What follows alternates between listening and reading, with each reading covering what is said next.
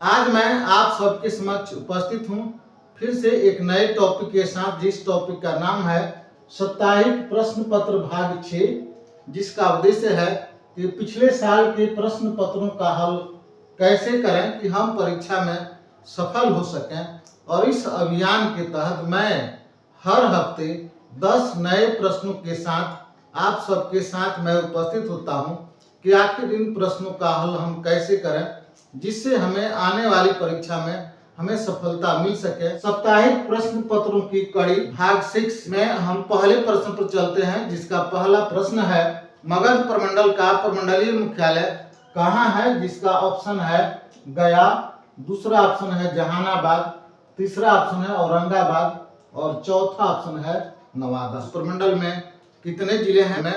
5 जिले हैं, जिसमें पहला जो जिला जो है जिसका नाम है गया, दूसरा जिला औरंगाबाद, तीसरा जिला जहानाबाद, चौथा जिला नवादा और पांचवा जिला अरवल। तो ये 5 जिलों का यह जो प्रमंडल जो है जिसका नाम है मगध प्रमंडल, और मगध प्रमंडल का जो प्रमंडलीय मुख्यालय है जिसका नाम है गया। दूसरा प्रश्न है बिहार राज्य का द्वितीय राजकीय भाषा क्या है, यानी बिहार राज्य का द्वितीय राजकीय भाषा क्या है, जिसका पहला ऑप्शन है भोजपुरी, दूसरा ऑप्शन है हिंदी, तीसरा ऑप्शन है उर्दू और चौथा ऑप्शन है अंग्रेजी। तो हम देखते हैं कि हमारे बिहार की जो पहली राजकीय भाषा क्या है। बिहार की पहली राजकीय भाषा हिंदी और द्वितीय राजकीय भाषा उर्दू और भोजपुरी जो है ये हमारी क्षेत्रीय भाषा है, यह जो है क्षेत्रीय भाषा है। और अंग्रेजी जो है यह जो है विदेशी भाषा है, यह भाषा जो है विदेशी है। अंग्रेजी जो है वह हमारे देश के लिए यह विदेशी भाषा है। तो हम चलते हैं तीसरे प्रश्न पर, और तीसरा प्रश्न है एक लीप ईयर यानी अधिवर्ष, एक लीप ईयर यानी अधिवर्ष में कितने दिन होते हैं, जिसका पहला ऑप्शन है 364 दिन, दूसरा ऑप्शन है 365 दिन, तीसरा ऑप्शन है 366 दिन और अंतिम ऑप्शन है 367 दिन। तो हमारे यहाँ जो वर्ष होते हैं 2 तरह के वर्ष होते हैं, एक सामान्य वर्ष और एक विशेष वर्ष। सामान्य वर्ष जो है वह 365 दिन का होता है, और विशेष वर्ष जिसका नाम है लीप ईयर यानी अधिवर्ष, यह जो है 366 दिन का होता है। हम देखते हैं हमारा 364 दिन जो है वह गलत है। 365 दिन जो है वह सामान्य वर्ष होता है, यानी 3 वर्ष जो है 365 दिन होता है, और चौथा वर्ष जो है वह 366 दिन हो जाता है, जिसको हम लोग लीप ईयर या अधिवर्ष के नाम से हम लोग जानते हैं। इसको लीप ईयर या अधिवर्ष के नाम से हम लोग जानते हैं। और हमारा डी ऑप्शन जो है यह भी जो है वह क्या है, गलत है। हमारा चौथा सवाल है जय जवान जय किसान जय विज्ञान का नारा किसने दिया, जिसका ऑप्शन है पहला ऑप्शन भगत सिंह, दूसरा ऑप्शन लाल बहादुर शास्त्री, तीसरा ऑप्शन अटल बिहारी वाजपेयी और चौथा ऑप्शन राम प्रसाद। हम देखते हैं कि आखिर जय जवान जय किसान और जय विज्ञान का नारा किसने दिया। तो जय जवान जय किसान और जय विज्ञान का नारा अटल बिहारी वाजपेयी ने दिया। अटल बिहारी वाजपेयी ने यह नारा दिया जय जवान जय किसान और जय विज्ञान। तो भगत सिंह ने क्या नारा दिया?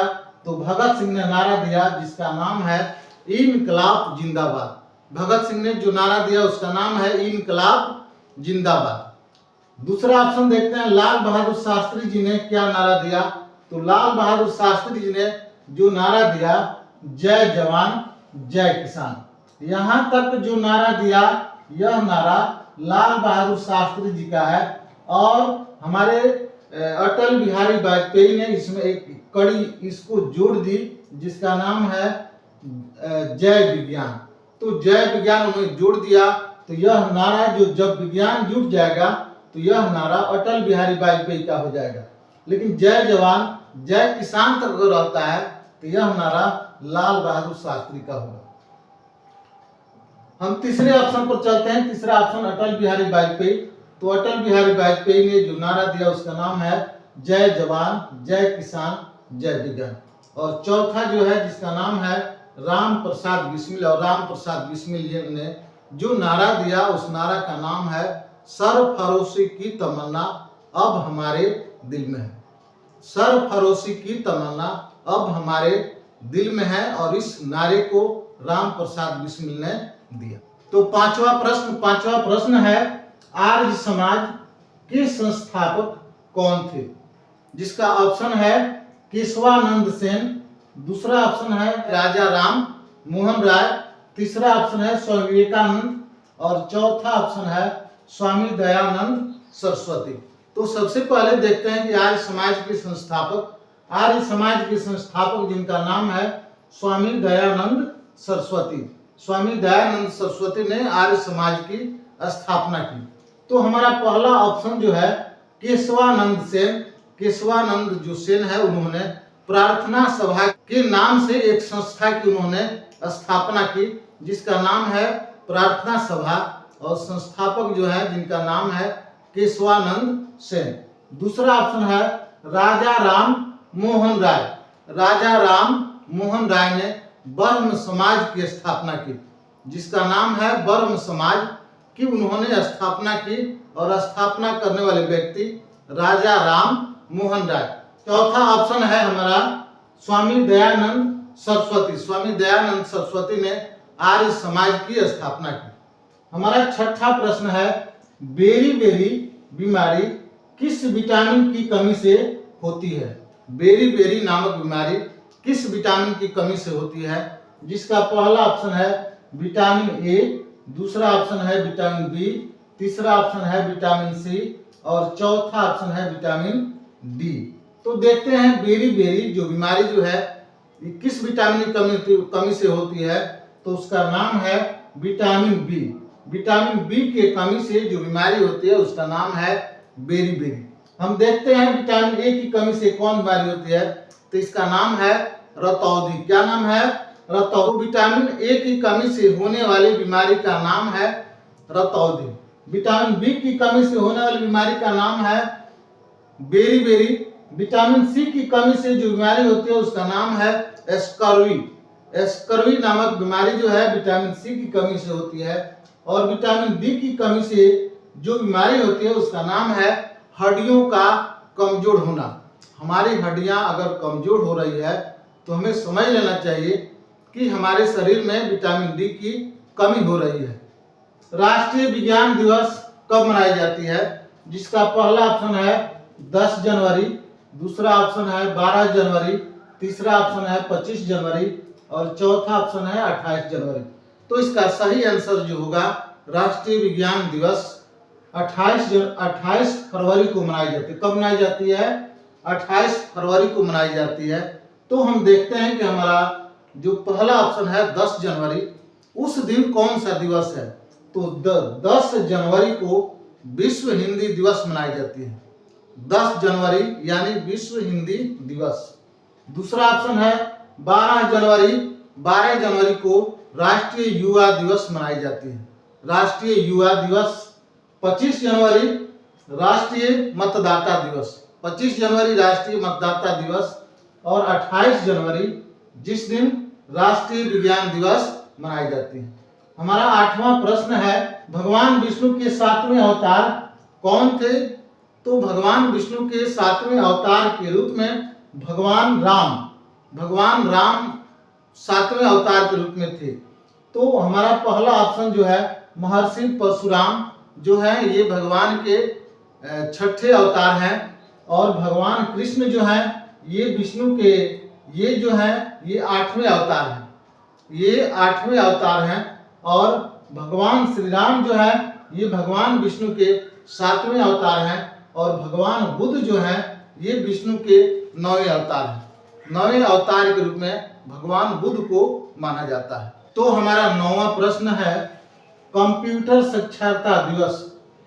कंप्यूटर साक्षरता दिवस कब मनाई जाती है? जिसका पहला ऑप्शन है 2 सितंबर, दूसरा ऑप्शन है 2 अक्टूबर, तीसरा ऑप्शन है 2 नवंबर, और चौथा ऑप्शन है 2 दिसंबर।